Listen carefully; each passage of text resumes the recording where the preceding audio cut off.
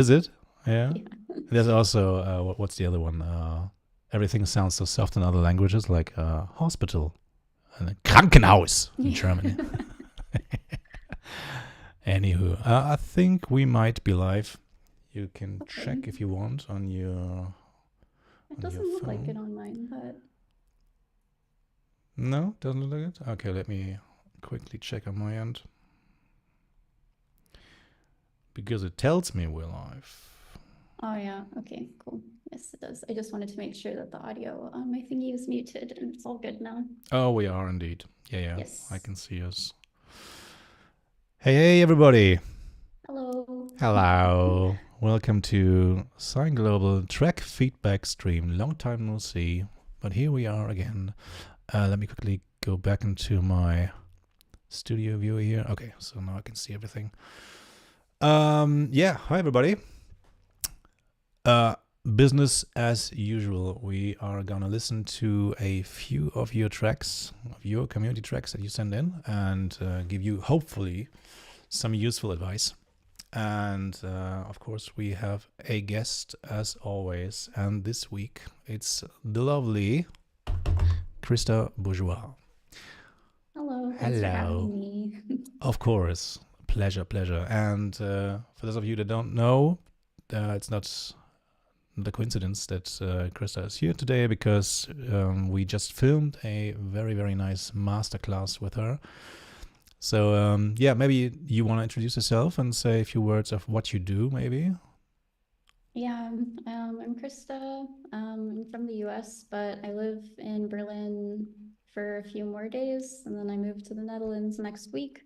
I've been producing, DJing, and doing live sets for the better part of maybe 5 years now, with the focus now just being on doing live sets. And yeah, I do like industrial techno, hard techno, industrial hardcore, all stuff kind of in that sort of realm of the more extreme techno side. And yeah, I don't know. That's all I can think of off the top of my head. Yeah, couldn't have said it better. Yeah, yeah. The more extreme end is true indeed. So any of you guys in the chat that know Krista's work will know what I mean because it's really powerful sound, and yeah, you're gonna explain a lot of what you do in your new masterclass with us, which is by the way available now, so you can get it right now. It's in our shop at sign.de. But today we are gonna listen to some other artists first, and yeah, have a little chit chat about their tracks. And you're in the middle of moving, you said. Yeah. I move on Tuesday, so my studio is all packed up right now, hence the naked background, except for my travel case because I have a gig this weekend. But yeah, I moved Tuesday to Rotterdam in the Right, Netherlands. the hardcore capital Yeah, of Europe. exactly. Yay! Yeah, that sounds good. That sounds good. Also, there's gonna be an interview with you, which is gonna be released also today on our Sign main channel, the German channel. Yes. Where you also talk a little bit about your experiences in Europe and where you came from and stuff like that. So if you guys want to check out Krista and yeah, a little bit of her background and history, then I urge you after the stream to go over to the Sign channel, the German one, and check out the interview we made with her. Righty. So should we dive into the first track already? Yeah, let's do it. It's Okay. the DMTRS. Let me quickly double check. Yes, Okay, it's cool. DMTRS, and the track is called Teenager. Let me switch to my other view Yeah, here. cool, cool. Righty, and I'm gonna mute myself. And then I'm gonna see you in a bit. Wait.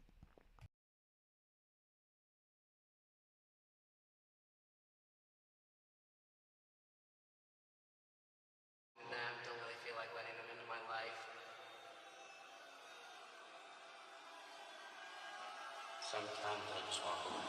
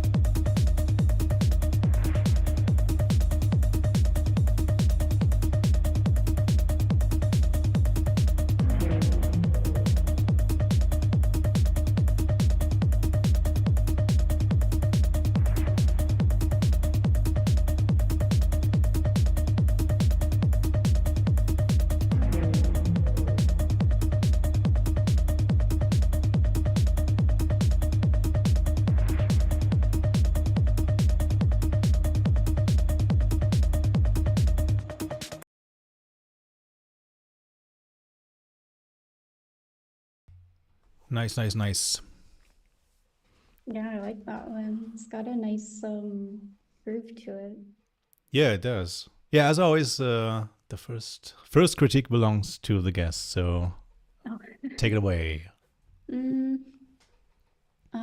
No, I really like it. I think the mix was really balanced, but I'm just listening in my headphones. So I'm not like 1,000% certain on that, but maybe the hats could have been a little bit more present for me. But I really liked the intro and the vocal and the vocal effects, and the second breakdown near the end was really cool. It's a little bit different than the style of techno I typically listen to, but yeah, I think that overall it was really clean, and I think the progression in it was quite nice. And yeah, I'm a big fan of this one. It was nice. Yeah. Not a lot of critique I can come up with on it. Yeah, I struggled to come up with anything really bad as well. So this was a really nice contribution. I have some things noted down here. So I really like the arrangement, especially what you mentioned, the second break where it slowed down, the tape effect. That's pretty nice. This bleep sound that came in after the first break, I think, had a little spike at 600 hertz. So after a while it's a little bit grindy. Yeah, I Yeah, agree. killed a few of my synapses, I think, but you can get around that with maybe a little bit of modulation. So maybe a few filter movements, or yeah, maybe put a soothe on there, and don't kill it because it has some character, obviously. But yeah, some ups and downs in volume would, I think, enhance this particular element. And then another thing, I'm not a huge fan of vocals in tracks in general. Oh no, I like vocals. You do? Yeah. But I mean, it's very subjective, I feel like. So Sure. Yeah, of course. It's just personal preference. So yeah. I would have left them out, but that's again artistic choice, and I don't get into that. In these streams, like I mentioned earlier, we only go into the maybe technical aspects and mixing aspects, and sometimes it can get heated even on the German channel when they do track feedback, depending on who's the guest that day. Because some people have very strong opinions, and that's fine. But yeah, no, not much not much negative to say really. I like that one. Cool. Somebody in the chat says that they can't hear me. Can other people hear me okay? Or They can't hear you. Okay. one person said that they can't hear me. Can Well, anybody else chime in on my volume? 1 second. Chad, can you chime in on this? Can you hear Krista? Hello. Because okay. we hear you fine, Krista. Okay, it's just one guy. Okay, great. Cool.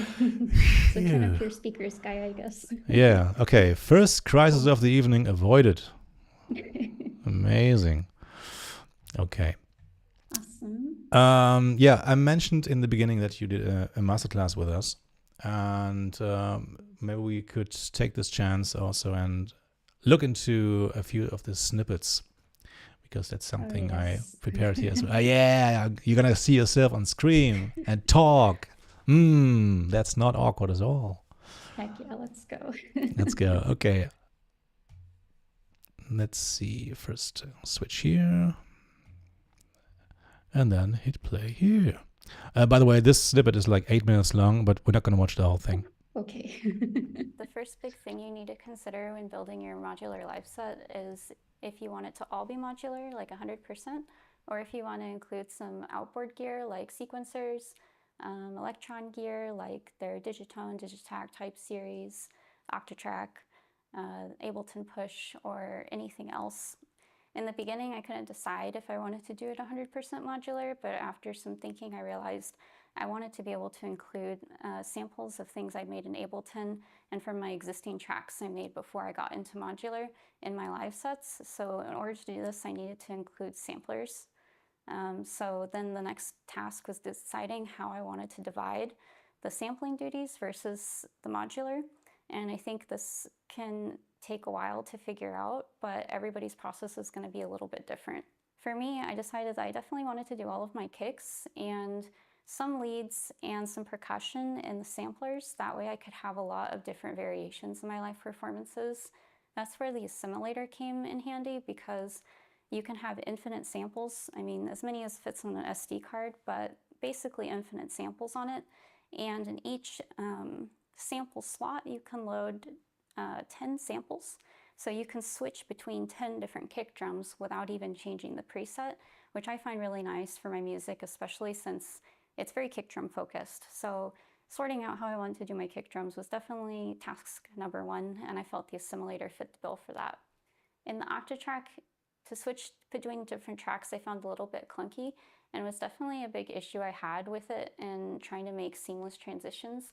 So when I decided to build my current version of my live rack, I wanted to figure out a more easy way of switching between different ideas that didn't just involve playing some sort of patch in the modular. Like, I wanted to be able to switch in between sort of like track ideas of pre-built things in my samplers. So in order to do that, I have 2 samplers.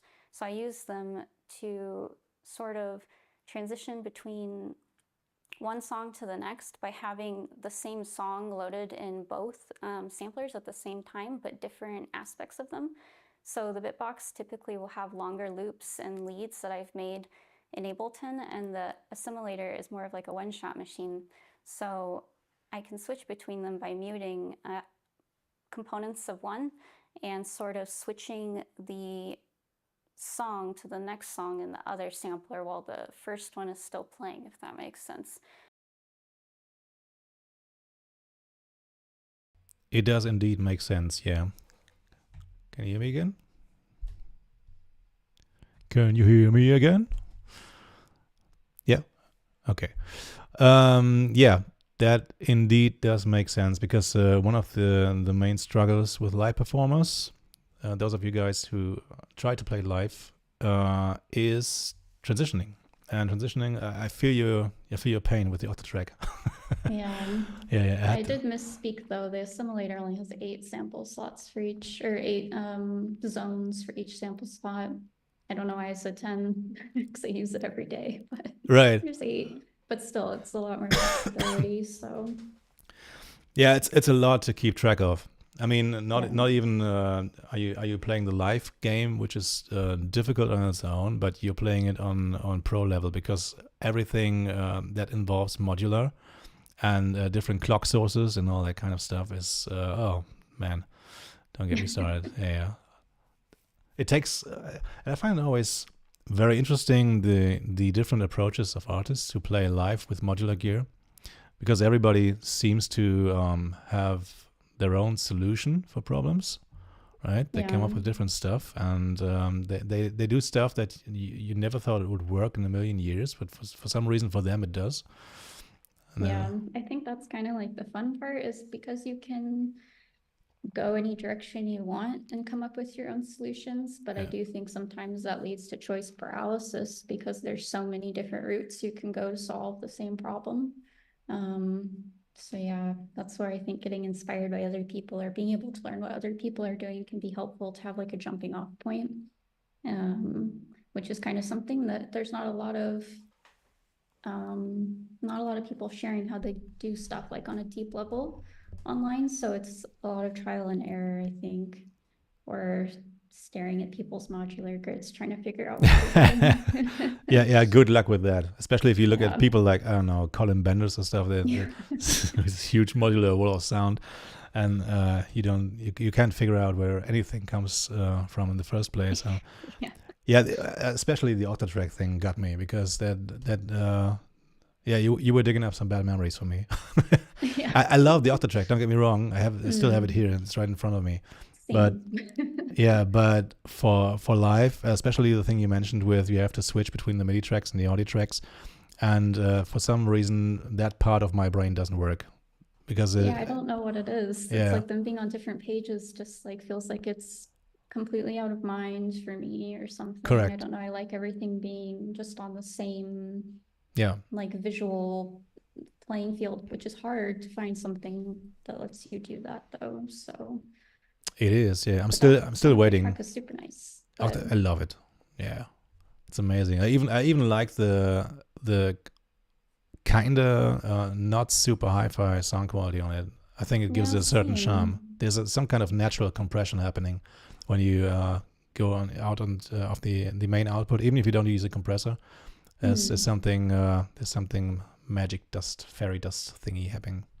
Yeah, I mean, I was using the compressor too on the master, like on channel track 8 or whatever I had as my master, and I had the Octatrack compressor on it, and I thought it actually sounded quite nice. That the effects on it are quite polarizing in the electron world, but I quite liked them.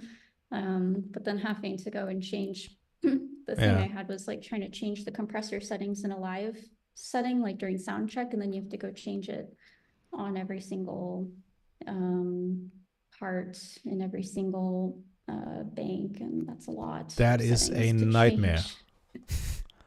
That's a nightmare. Yeah, I can't even it's imagine. like changing it in 64 places in like 30 minutes. Yeah, and by the way, quick shout out, Electron. Can you please give us some nice, numbers that people actually use when they use a compressor? Same for the LFOs. Yeah. That would be nice. Thank you. Holy shit! Yeah, it's a math contest every time I want to time an LFO.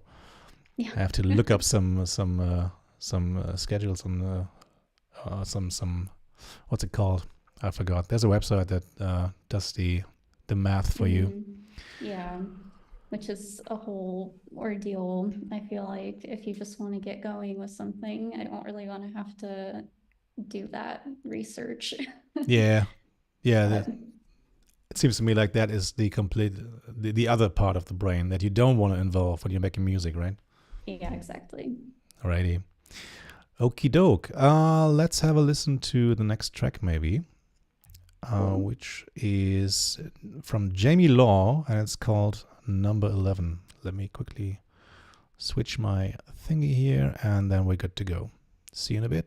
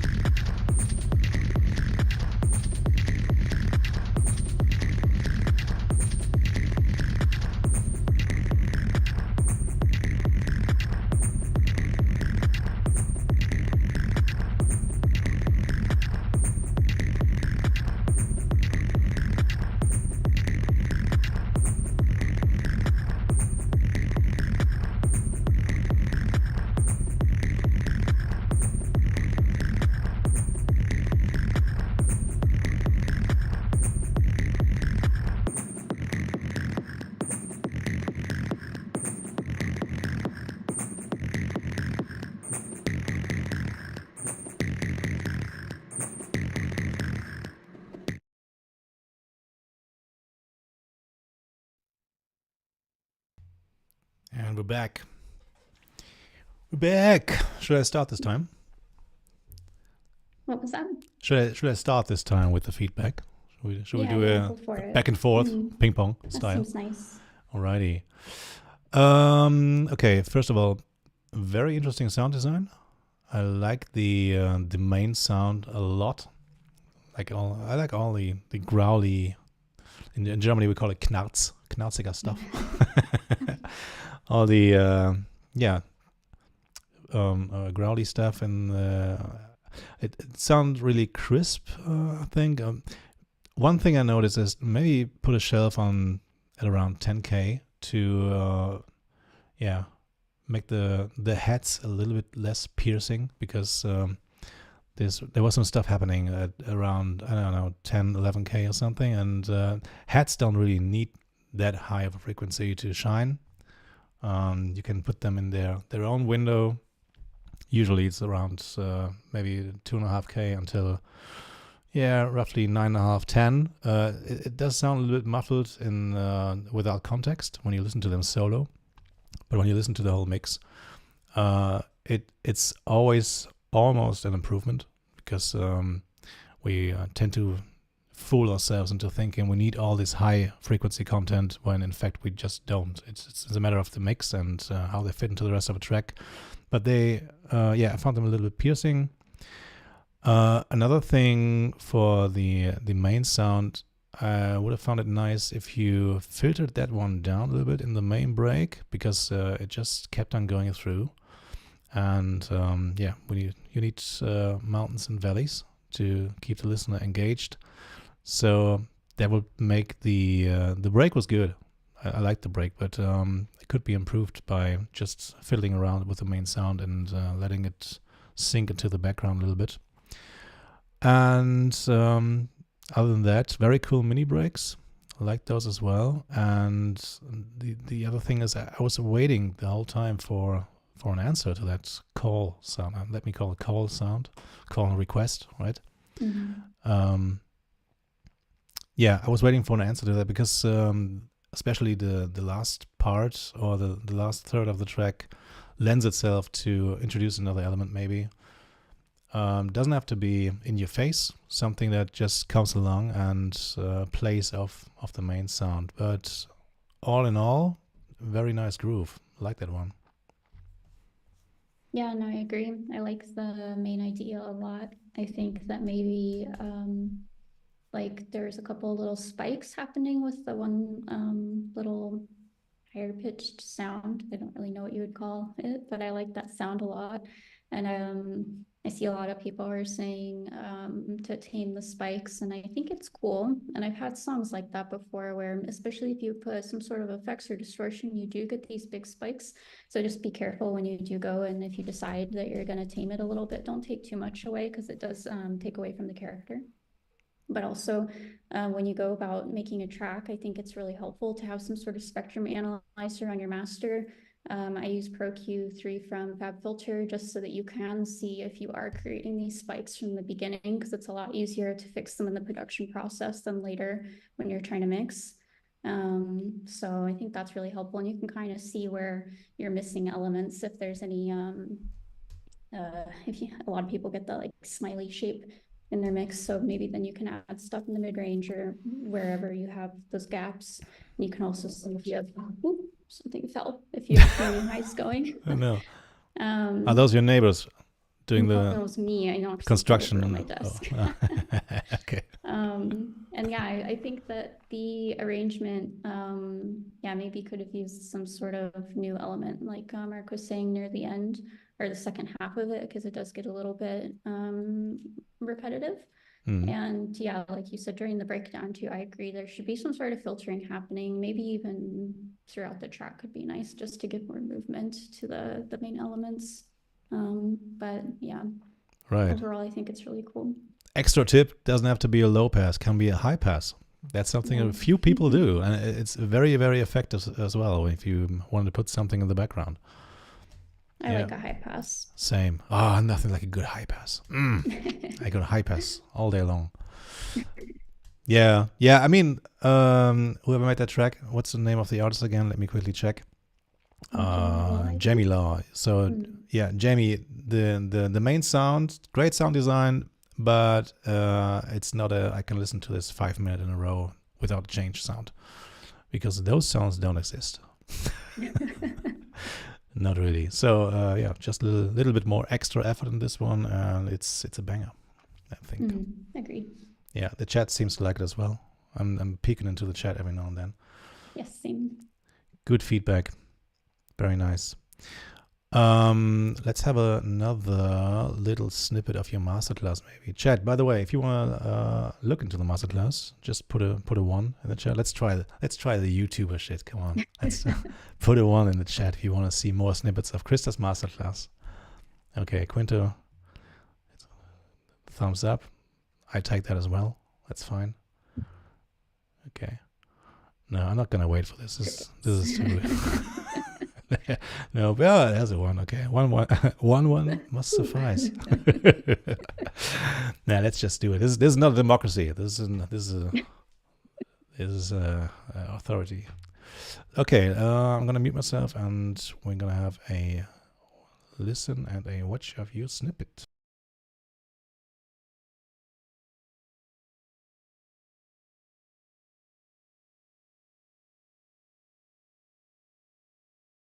All right, so now we'll talk about my percussive section. So I am doing, obviously my kicks are happening via the Oscillator, and we have played those earlier, so we'll go into the other percussion. So we'll start off with the hi-hats. So the hi-hats I use are the mutant hi-hats. I really like them because it's a dual hi-hat, so you have your closed and your open hi-hat. You have the CV control of the decay, which I'm using with the modulation like we discussed with the random source. And then it also has overdrive, and then it has the filter cutoff, and then noise, because, I mean, in the end, all hi-hats are noise. So you can apply how much of that noise you want. And then here, there's how the hi-hats interact with each other. You can toggle between them. So we'll play it, it'll be easier to explain. So this is fade mode, which means that they kind of fade between each other when they overlap. And this is off, so they just both play regular.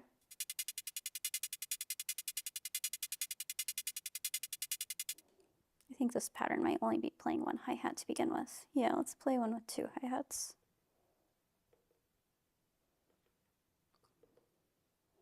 Where it will be a bit more obvious. This one's good because I was both going at the same time. All right. So this is off, so they're both being triggered, and they're both doing their thing.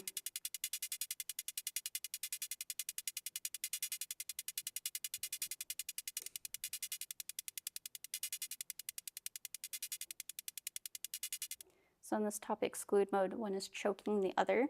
So when one hits, the other one is not hitting, and then the bottom is more like smooth interpolation between us, so it's like a fade instead of just like a hard cut.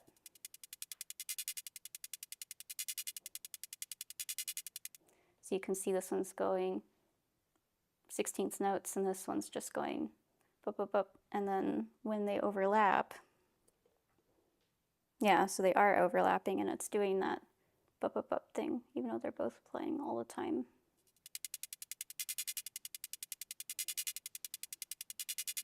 So I typically like to have it off or on this fade mode. The exclude one is a little bit too harsh for me. The cool thing about these is you can also send an audio source in and blend it with the noise of the hi-hats. So you can send something sort of metallic in, you can change the timbre of your hi-hats. You know, I usually do that, but it is an option. And we'll play around with the decay a lot. It's one of my favorite things to do in a performance.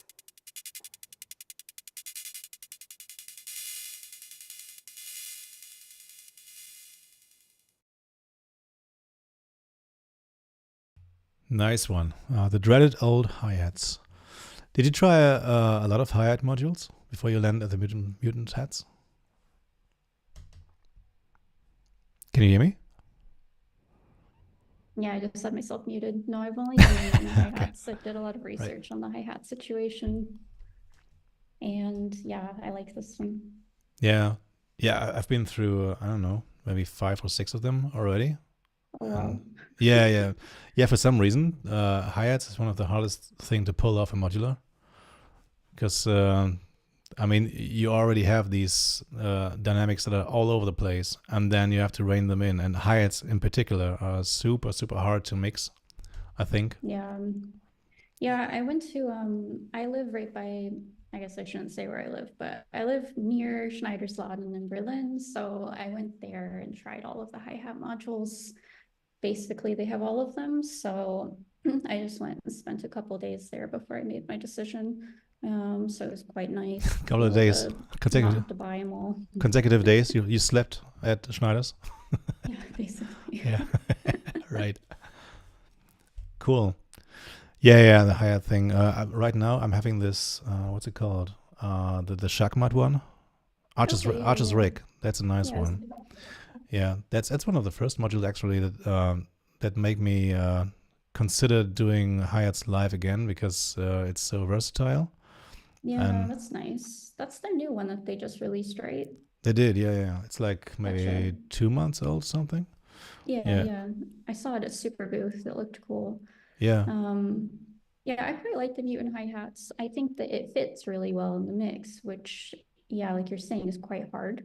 And it's something I really enjoy using live, actually. And I like that it's got a decent amount of CV control on it. And yeah, put some reverb on it, and it fits yeah. quite nice. So Do you have an extra effects chain for your for every percussion sound, or is your percussion grouped in some kind, some of in it some way? is. The hi-hats are separate because I'm using, like, they have two outputs and they're going into one channel, like one stereo, or no, sorry, one dual mono channel on the WMD mixer. And so, yeah, I'm just using the reverb on one of the sends and returns for that. And then my other percussion that's more like, I don't know, noisy, aggressive type, I don't know what you would call them, just noise-based percussive hits are all, there's 3 of them, and they're going into a submixer that has distortion on it, and then that some of them are also then going into another effects unit, and then they all go into the sub bus mixer, and then they go into one channel on the WMD because I just don't have very many channels. So I do have some of them bust, but yeah. Yeah. I don't know. I change it all the time too. I just changed it again last night because I'm Of course you did. bringing some more stuff for my live set this weekend. So Yeah, it's a never-ending work in progress, right? yeah.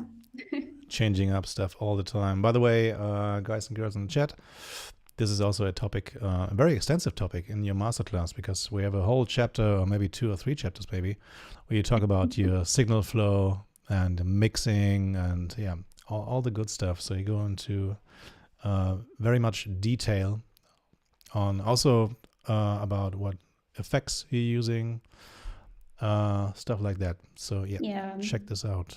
Check it out. I do see someone in the chat says, I guess this is not your live rack. The one in the clip is my live rack. This is also the same rack. It's just missing one of the 7U 104 HP boats. I've already brought it to my new apartment in the Netherlands, just because it's a huge pain to travel with this. So I brought part that I'm not using already, and then I need this still for my gig this weekend. So it's just like the 2/3 version of my whole guy. And then I have, let's see if I can do this without dropping anything. I have this little pod here too. Aww. This weekend. Yeah, it's cute. It is. Awesome. That's where I'm having more percussive sounds. So yeah, I'm trying to figure out how it's all going to fit in the mixer. But yeah, that's a big question. Yeah, I saw the comment as well. Yeah, he mentioned that you would require a trailer for your stuff. How's your back? Yeah. How's your back, Krista? Tell us about your back. Luckily, my husband comes with me to all my gigs and carries and stuff. That's the solution. I'm very fortunate because it's quite heavy. My modular in the travel case is probably like 14 kilo. And then I have a little like trolley bag with all of my cables and like my Hapax sequencer and camera and recorder and all that. And that thing, I don't know how much it weighs, but it's probably like 20 kilo. So it's a lot. But yeah, I don't carry most of it. Okay, so one person in your household is complaining, but it's not you. That's good. Alrighty. Let me quickly look at the chat if there's anything more we can answer. Oh, by the way, Jamie Law, you are very welcome, because Jamie said, thank you so much for the feedback. Constructive criticism is always very much appreciated, as a lot of the time it's hard to get a straight answer of people. Much love. It is indeed, I understand that. Yeah. People are shying away from giving you the cold facts sometimes. Even, I mean, we weren't that harsh. We had the most of the stuff we said was praise for the track. So, but even the minute criticisms, some people just can't get themselves to or bring themselves to tell them to you if you're friends, right? Yeah. Yeah. It's always young cook makes his own tutorials. Please make it. Oh, okay. Masterclass. Wish Tombola in the chat. Righty. Okay, let's have a listen to the next track maybe.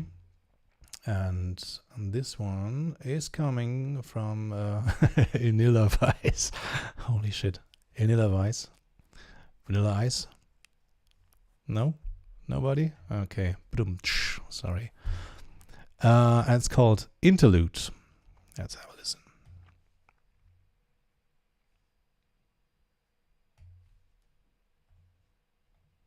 You know what Freud would have said. You know what Freud would have said. You know what Freud would have said. You know what Freud would have said.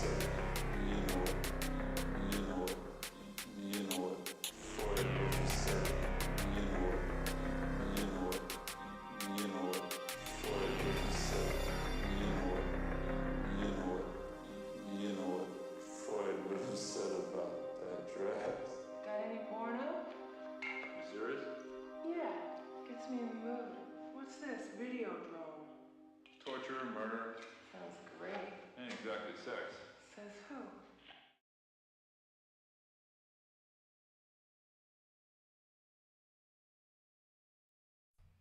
Well, that was something different. I like that one. Mm-hmm. I think that vibe is really, really cool. Nice and spooky. And I like that it was all made with the electron gear. That's quite a feat. Oh, was it? That's what it says in the description, that it was made with I didn't read that. where'd it go? I have so many tabs open right now. Yeah, same. Yeah, Digitex, Intact, Digitone, and Octatrack. And then the video, the samples are from Videodrome, which is cool too. I really like the intro a lot. Yeah. Did you listen to the whole thing? Yeah, Yeah. Yeah. What movie is that from? Videodrome, it's like a horror movie, body horror. Ah, right. Mhm. Learned something today. Videodrome. That's from the 80s or something? Sounds like it. Yeah, it's quite old. 80s, 90s. But yeah, no, I thought that one was really cool. I couldn't tell if it was just me, because I don't usually listen to stuff in headphones that much, but if it was everything was super stereo or something, I don't know. Did you feel like there's I don't know, things didn't sound very centered at all, but maybe it's just Yeah. I don't know. But I think overall it sounded really balanced and nice. I really liked the concept of it. I personally would have had a heavier kick, but that's just personal taste. Same. Because I think that could really make it just, I don't know, a little bit more gritty. But yeah, I don't know. The sound design in it was super cool. It's right up my alley. What do you Yeah. think? Yeah, I'm glad you feel that way, because we didn't get a lot of hardcore Yeah, contributions fair. for today. So I thought I'm gonna put this one in as a little side ball. And yeah, glad you liked it. I liked it as well. I thought the atmosphere is really cool. I like the creepy stuff that gets more complicated over time, and different layers weaving in and out. So yeah, Yeah. that was really nice. What you said about the kick is absolutely true. I think this thing would improve with a massive fat ass kick, and it was a little bit too shy on the subs, but maybe that's intended. Who knows? But if you have something that's that oozes this I don't know, body horror, maybe in the direction of Carpenter vibe, then yeah, you can go with some bass and don't be too shy with it. It's not a problem. I was missing some more maybe intricate drum patterns towards the end, because I mean, the thing is 4 minutes long. After 2 minutes or so, there could be some glitchy stuff happening maybe in the background, some critters here and there. And the main FM bell could be a little bit more pronounced, in my opinion, than the thing that came in after 2 minutes or 2.5. Other than that, I'm not really in the position to criticize this one, really, because I don't do this kind of sound. I don't know if I even could. So yeah, but maybe that's an experiment I gotta do at some point. Yeah, I think overall it's really well done. It has really nice ideas, and yeah, I don't know. I think maybe I don't know. It's hard. Yeah. It's also subjective, but I think yeah, I agree with the stuff you said, and Yeah, chat also. Yeah, we love creepy stuff. yeah. What else is going on here? Perfect for mixing with modular or other tracks. Track those hats. Oh, by the way, the Vanilla Ice comments. Okay, do you know Vanilla Ice? Do you know who that is? Yeah, okay. Because My mic was turned off when you said that. yeah. I was confused because you gave me nothing. Let me run straight into that wall. But anyway, so people in the chat apparently know who Vanilla Ice is. I always have to laugh. Do you know the famous interview he did with the stolen bass line from Queen, Under Pressure? No. So the bass line from Ice Ice Baby is stolen from the track Under Pressure from Queen. Oh, okay. It's literally a sample, right? But that guy is so out there. He said in the interview, no. If you listen closely, their bass line goes dim dim dim dim dim dim, and my bass line goes dim dim dim dim dim dim. So I have an extra note in there. So it's not stolen at all. It's my own creation. That's Nice one. yeah. That's how fucking out of his brain that guy is. Anywho, you gotta look it up. It's on YouTube, I think. Vanilla Ice interview baseline. It's amazing. On it. Oh, Videodrome 1983. Okay. Yeah, I love those VHS artifacts and voices. It's really cool. Yeah. All right. Let's go to the next one, which is from an artist called Aesome, I guess, and it's called Yeah. Granular Spaces. Cool.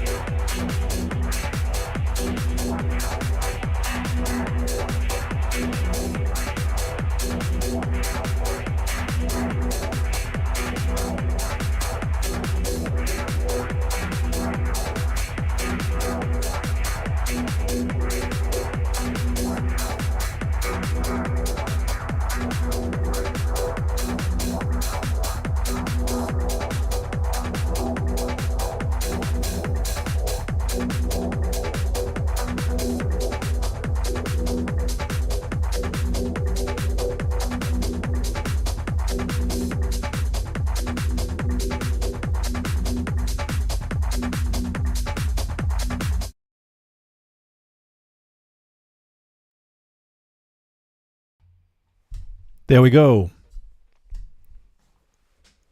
Have you finished listening? Yeah, you go first. Okay. Righty. Yeah, as you can see, I tried to make it a little bit diverse today. So yeah, first of all, I'm a sucker for dub techno chords. I don't produce them myself, but every time I listen to them, they for some reason get me in the right places. So that's always a good thing. Of course, the rest has to be nice too. So I'm not a big fan of claps in general, because I think they tend to take out some of the energy when the claps first came in this one as well. It's always like somebody slams on the brakes. But that's a stylistic choice, so that's not really a criticism. It's just, again, personal preference. I thought the part after the break was very nice, the stripped down part. That could have been longer, in my opinion. Yeah, the part was nice. Yeah, right. It was just everything was relaxing, and every time it goes into that primal state of techno where just a few elements are happening, I'm a happy man. So yeah, that was very nice indeed. And then of course the dub chords I thought had good movement in them, and this track also was a good example of what we spoke about earlier, because there actually was a progression in the third act. There some extra stuff came in, some strings in the background, and yeah, maybe the high mids were a bit too loud in the mix. Yeah. Trying a dip between 1 and 2.5K maybe could solve that problem. Other than that, yeah, I did like it. You saw me head bopping, so that's always a good sign. Right? Yeah, What do you think?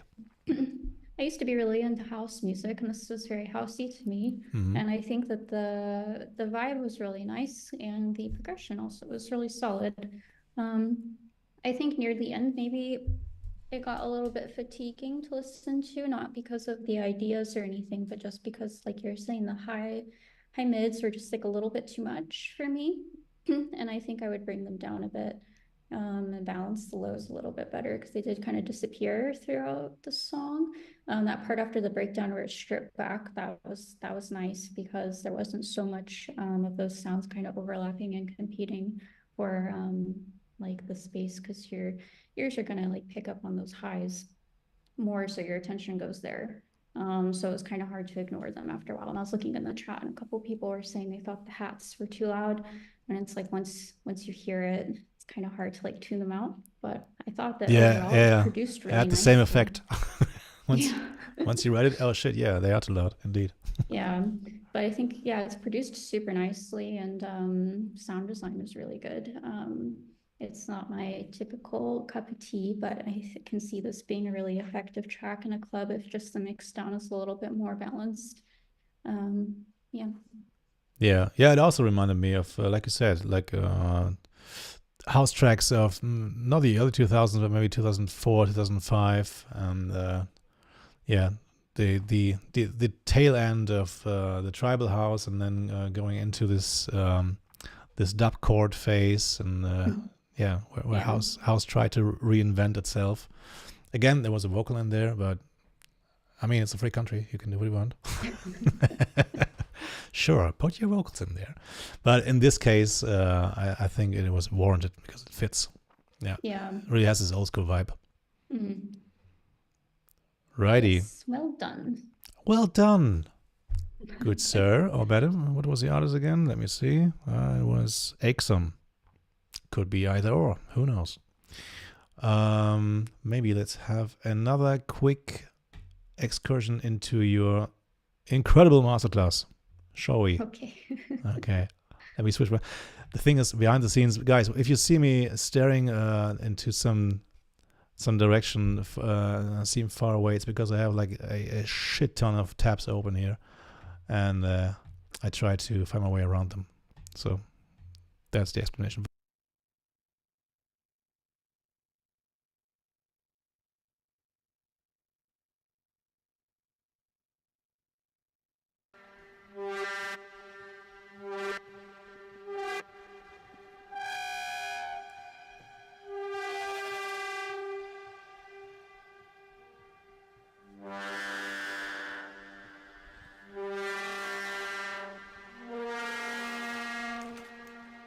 So yeah, with the warp, I mean, I have quite a lot of presets already saved in it, and I mean, the SD card I have in it is quite powerful, so I don't know how many you could have in there, but you could have quite a lot. It also comes with factory presets, so if you just want to map your own macros, you can still change the factory presets quite a lot. It is quite a deep module, so it does take quite some time to really wrap your brain around all of the different parameters inside, how they all interact with one another, but it is one that if you already have quite a bit of experience with sound design and modular, I would recommend. Maybe if you're a beginner, not so much, because like I said, it does take quite some time to really learn, and I'm still learning how to sound design with it. But so far I'm liking what I'm getting from it, and if you want something that has a lot of presets and you like these sort of sounds, then it is something that I definitely recommend. The next really powerful oscillator I'm using is the Scanned. So the Scanned here is also a wavetable oscillator like the warp, but is a different type of wavetable oscillator. It's kind of hard to explain exactly the difference, so I'll show you a little sound demo, and I'll change some of the knobs so you can get an idea of the different timbral possibilities with the Sky.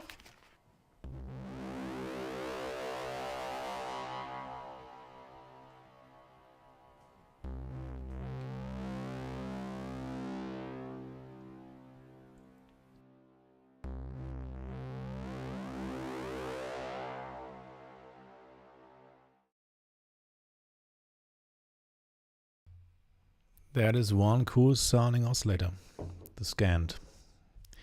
Me likey. Can you hear me?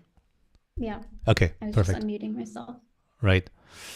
Yeah. That sounds really, really good. And by the way, you're going into extra depth on your main voices in the masterclass as well. So this is only the top of the iceberg. Yeah. Yeah, there's a lot to explain. Like the piston Honda, something you use, right? Yeah, it's not in my case anymore, just because space and all that. And I had some festivals after I filmed the class that were, yeah, I wanted to have other things in it. But the piston Honda is one of my favorites for sure. It's one that I need to make space for, but it's so hard. You leave so much room. Yeah, I feel your pain.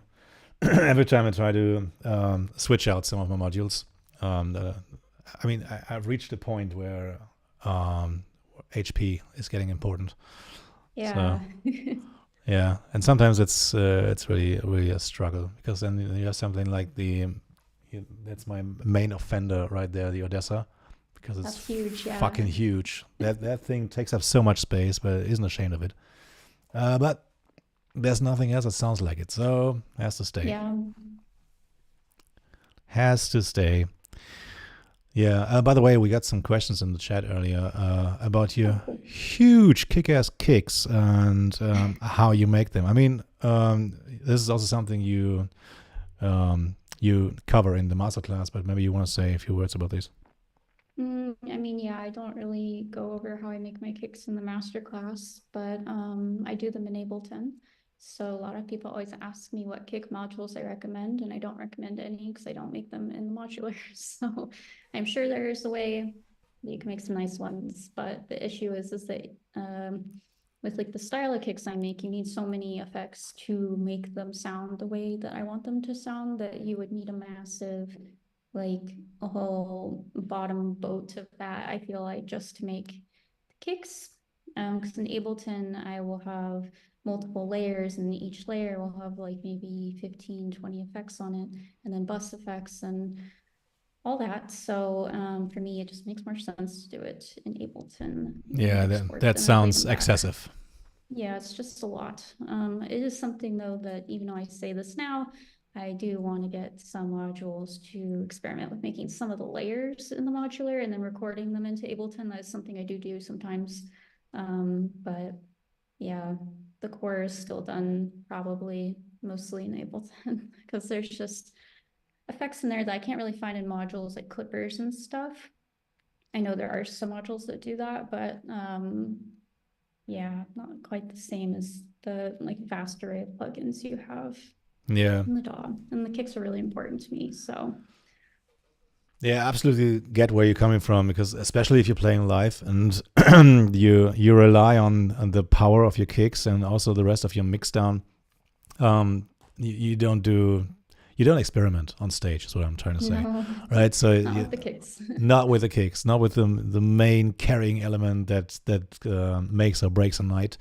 And yeah, a lot of people, when they see a modular live act, this is funny enough one of the most asked questions: how do you make your kicks? And a lot of people prepare them as you do at home, because it's just, it sounds more polished. It has to work at some level, and they have to be the thing that you can fall back on.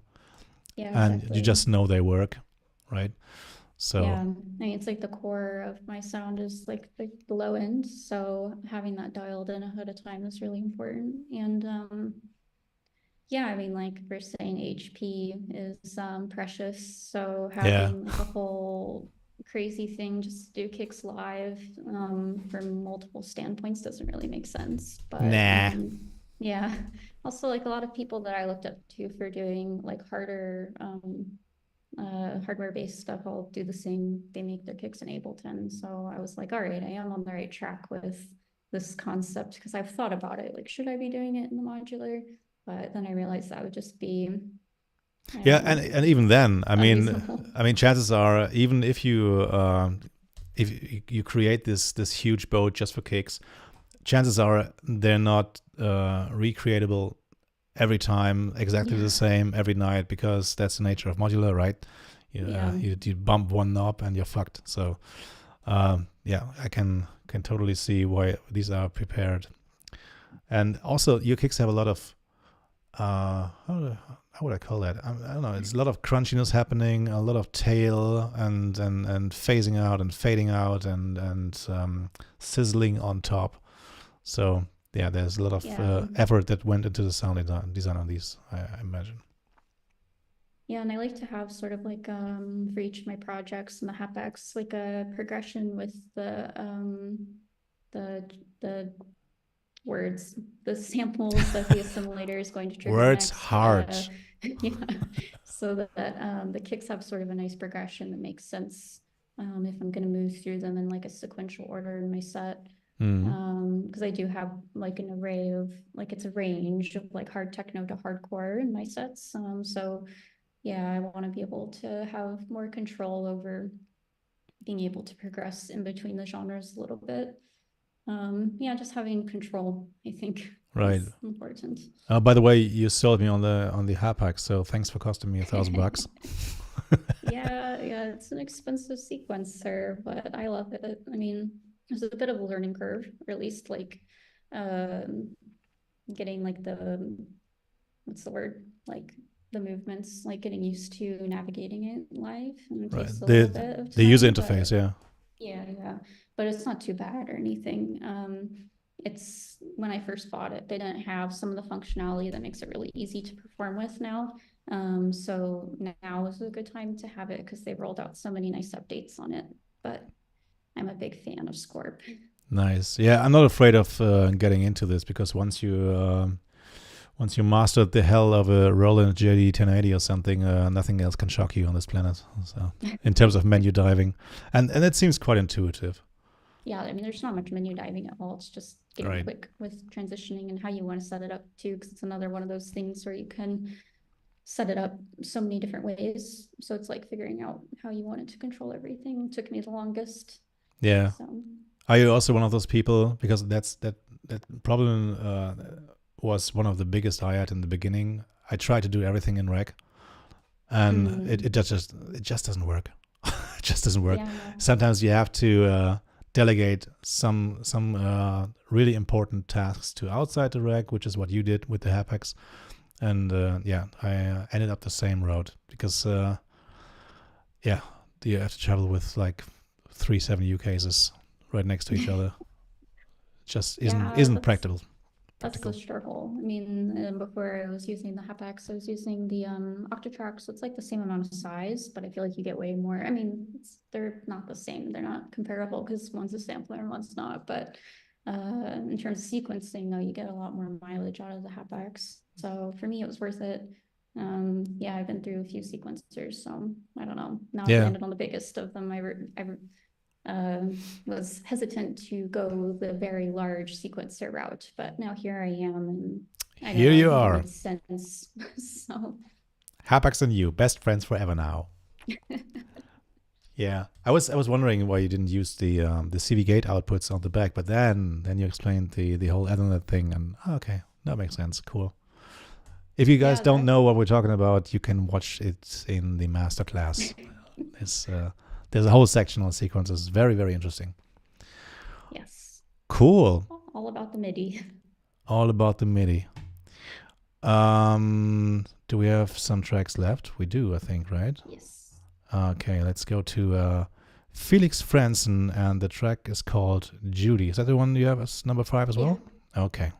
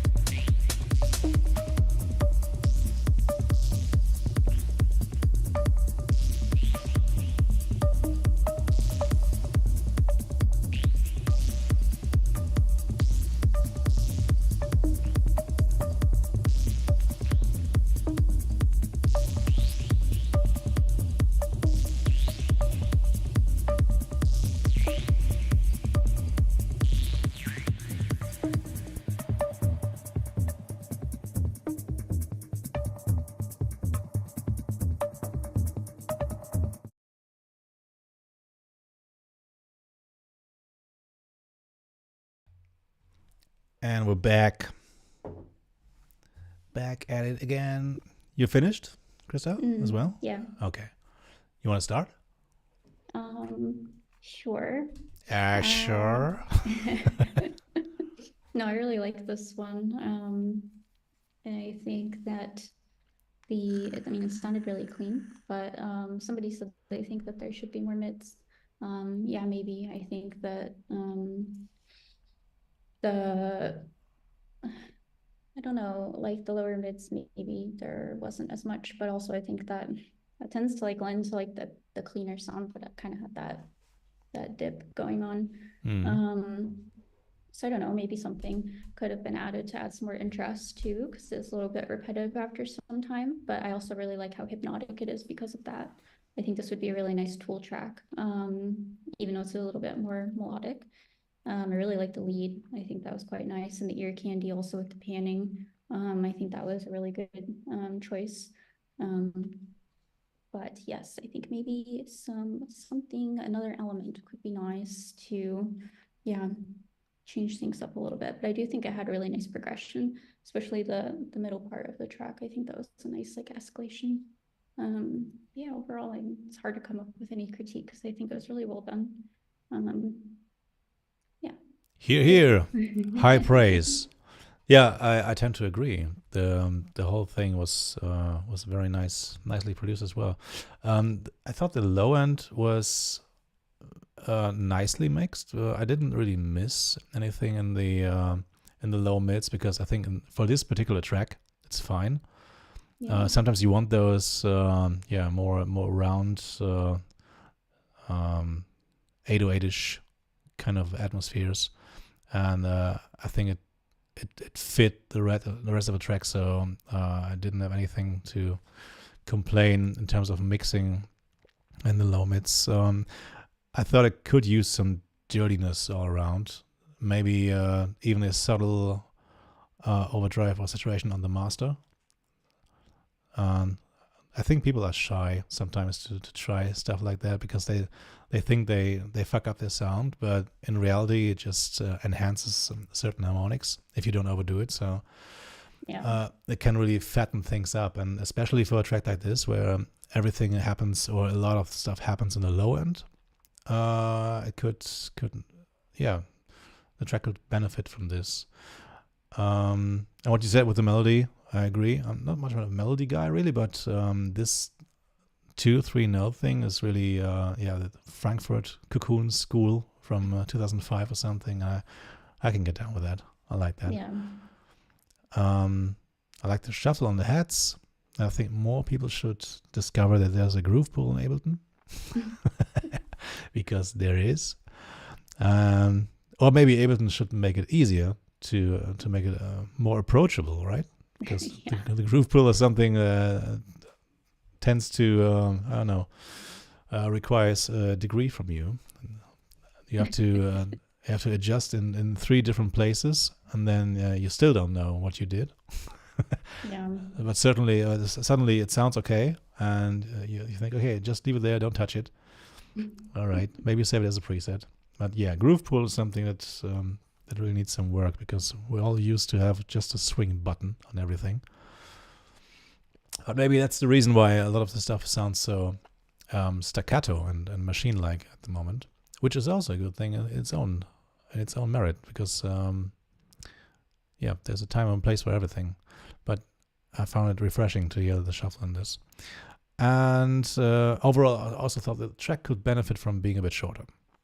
Just condense the arrangement into maybe 5 minutes because I think all that has to be said in this track can be said in 5 minutes. And was slightly too long, but that's okay. Yeah, I agree. A little bit shorter is always nice. Yeah, I don't have anything really bad to say about this one at all. Really, really cool. It punched in my headphones. So very nice. Let me quickly have a look at the chat. What does the chat say? Needs some modulation in ear candy. I disagree. I think it was fine. Damn, St. Glow Wednesday again. Yeah. Hype for the masterclass. As you should be. Very good. Okie doke. Yeah, we have one more to go. Shall we do it? Yes. Alrighty. Somebody says that they hope there's Hapax content. There's lots of Hapax content in the masterclass. There is a lot of Hapax. You know how I know? Because the subtitles in German that I did had the word Hapax spelled wrong from ChatGPT. Every 3 minutes or so, I had to manually correct it. It's fine. I can imagine that was a hard one for it to figure out. All kinds of weird combinations like HAP/X and then HAPEEX, Hapix for some reason. Oh boy. All right. Yeah, I think ChatGPT was drunk. Who knows? Yeah, there's a lot of sequencer stuff in the masterclass. So you will be happy, James, the lemonade maker.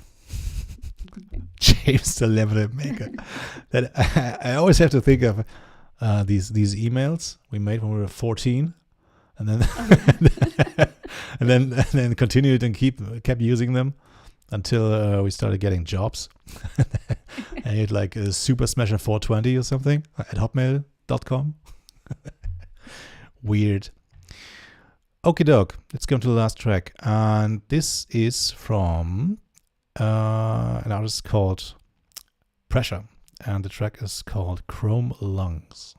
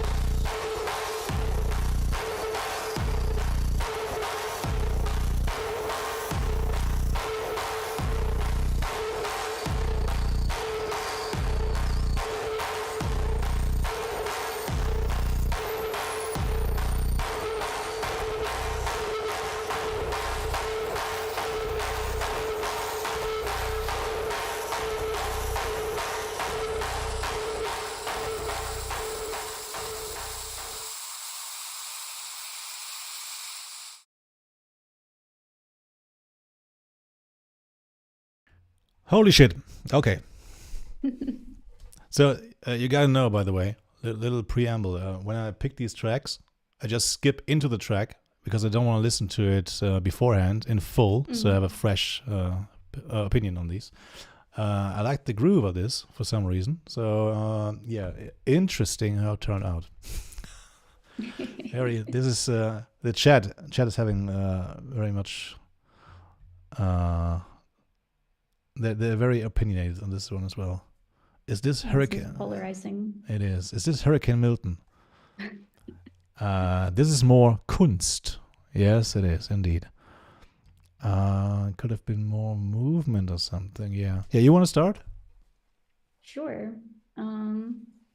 Yeah, I think I don't know if this one is meant to be like a fleshed out track or if it's more of a sketch, because it feels a little bit more of the latter, but I really like it. I think I would shorten like in the beginning, I was like, oh, hell yeah, this is cool. But then after, a few minutes of it not changing, I think maybe it could be shortened or some variation. Yeah. Really Did you see the like question mark on my head arriving at like the 2-minute mark? There was a big question mark over my head. Yeah. Like Yeah. that bass, like that somebody said cat purr bass. Yeah, I love that sort of thing. But I think maybe I don't know if this is like meant because I saw the tags on it on SoundCloud say experimental. So maybe take my opinion with a grain of salt, but I would throw in like a broken beat kick pattern or something. Like after the first minute and a half, maybe. I think this would be a really cool thing to open a set with. But yeah, adding some progression like with kicks or something. But I really love the sound design. I disagree with the person that said they were waiting for hi-hats to come in. I get that criticism on my music all the time. I don't think you always need hi-hats. Well, you can work around having to have hi-hats by giving focus to other elements, right? Yeah, you're right. It doesn't have to be hi-hats all the time. And I think that I saw that in the comments on the track that it was made with the Lyra 8, and yeah, I love feedback stuff, and I love the Lyra stuff. I don't have one, but this made me really want one because this sort of sound design is right up my alley. And yeah, I just think maybe if there's some differences with the arrangement, when it started to switch near the end, I thought that was cool. I just think maybe it could have happened sooner, but overall, I really like it. So yeah. Yeah, funny thing about the Lyra, and the Lyra is something that I don't know, haunts me for years now, and always shows up in my wishlist at Thomann, and I never can seem to bring myself to buy it because it's kind of a one-trick pony. But then again, it's not because it's a very distinct palette. You can get us. It's my impression of the Lyra. Correct me if I'm wrong, but.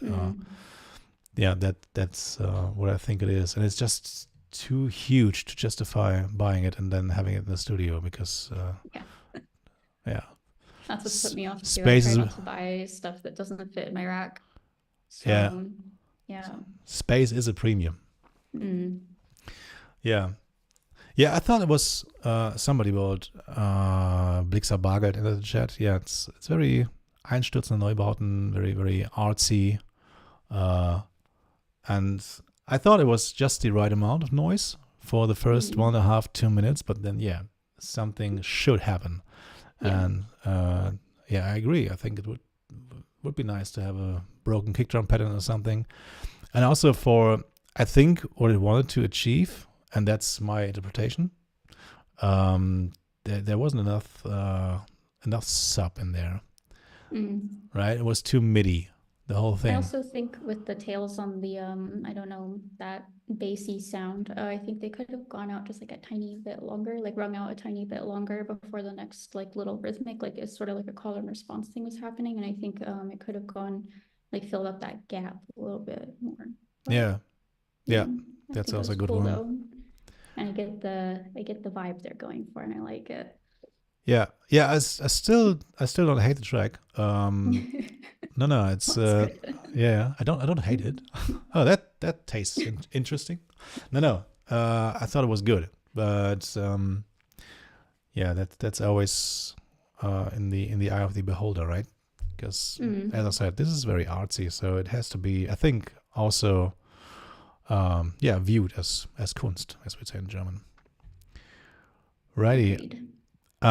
There were some questions in the chat earlier regarding your masterclass, and I think they had to do with mixing. Yeah, I'm hoping for some details on gain staging and general mixing, and you will get a lot of that in this class. Because, correct me if I'm wrong, Krista, but gain staging and mixing are your passion. Your passion. Yeah, I mean, I would say I go over mixing a lot.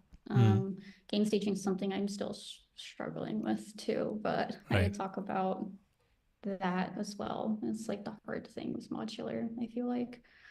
Yeah, Getting dynamics everything to all over the sound place. Balanced. Yeah, it's a nightmare. So It is.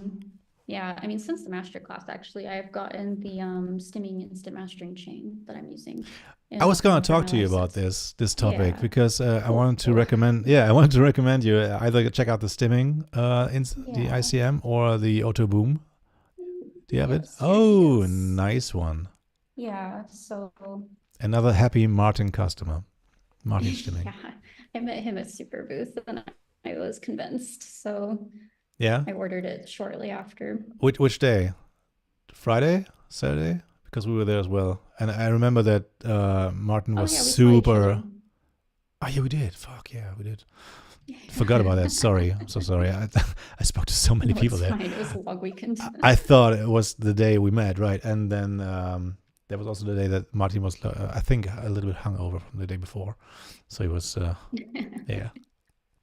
Yes. But it he was managed to quite make you nice. happy with the mastering chain.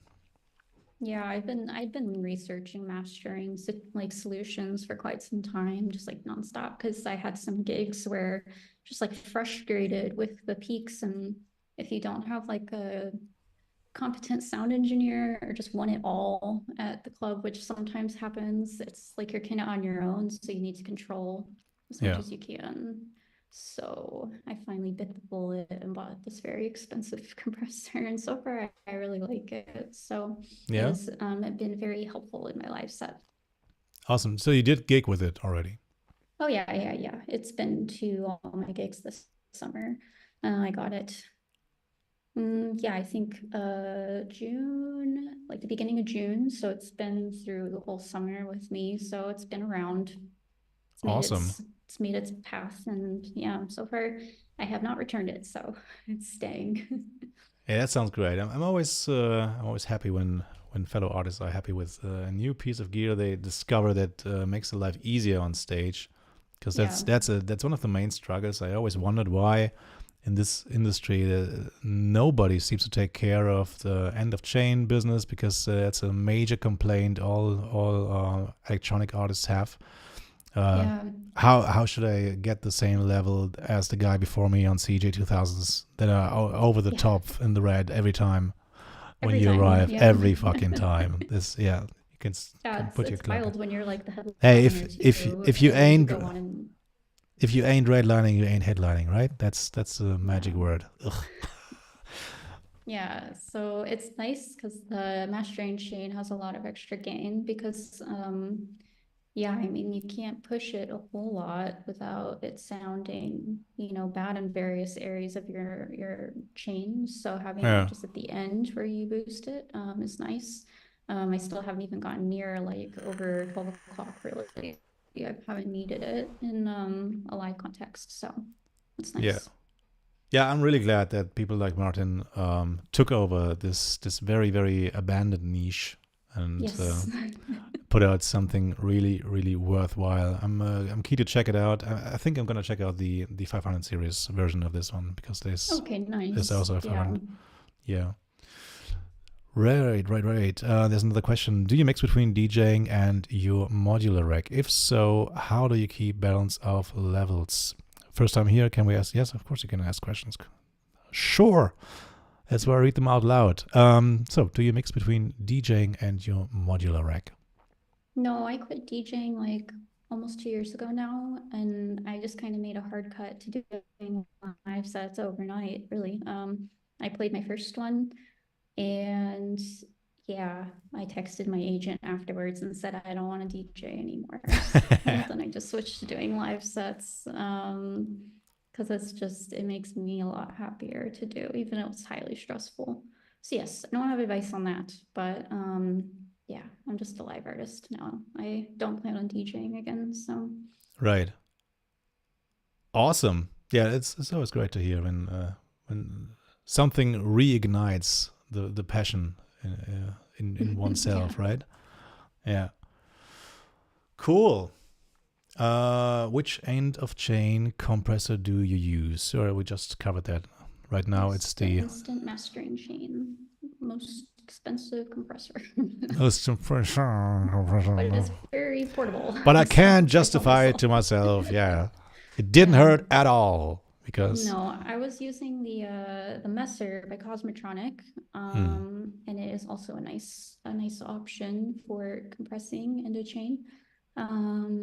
Yeah, I just like that the instant mastering chain has all the extra gain, and it has the EQ on it, which I find super helpful because my highs are always just like too much. Like 90% of the time I need to bring my highs down, and having that shelf, I feel like it just sounds really good. So yeah, I don't know. There's a lot I like about it, but this is why I'm using this one. But certainly you can do a in-rack one, like the Messer, I think is quite nice. But I know a lot of people use the Muscle.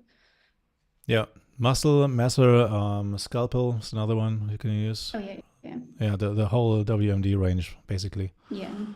Yeah, they're pretty good for live gigs. And of course, there's other stuff too. You can go into boutique land and have some valve-driven mixes with natural saturation and stuff like that. That also takes down the highs. But yeah, that's what I love about modular. There's so much stuff out there.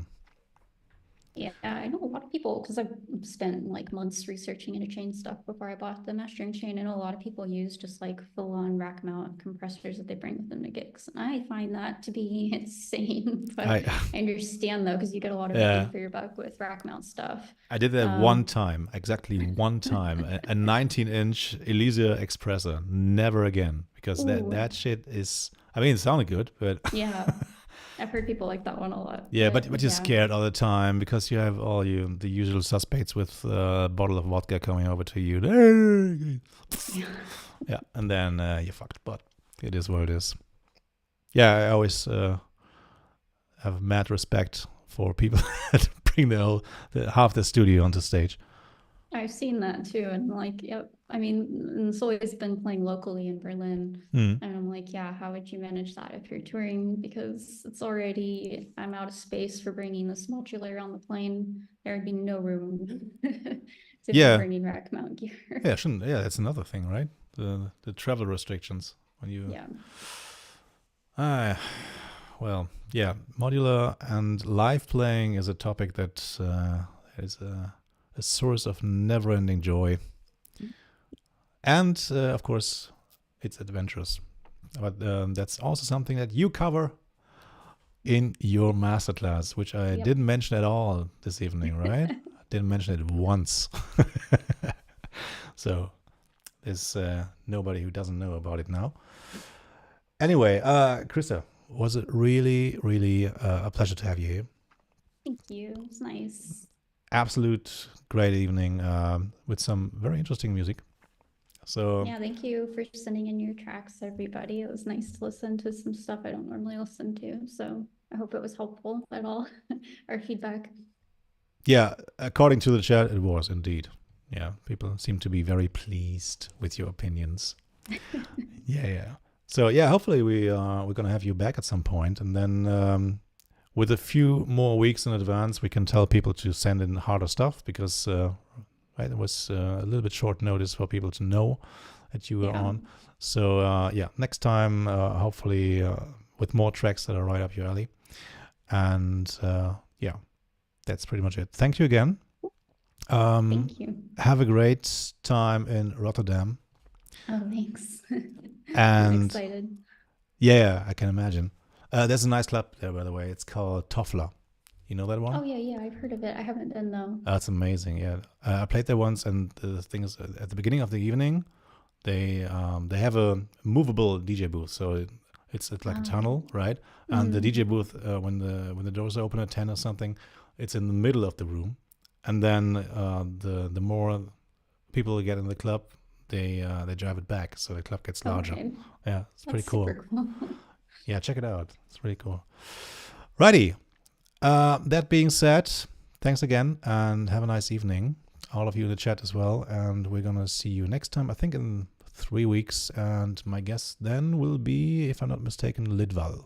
Lidval from, from labels like Mort and a few others. Righty. That's it. Guys and girls, cheers. Bye-bye.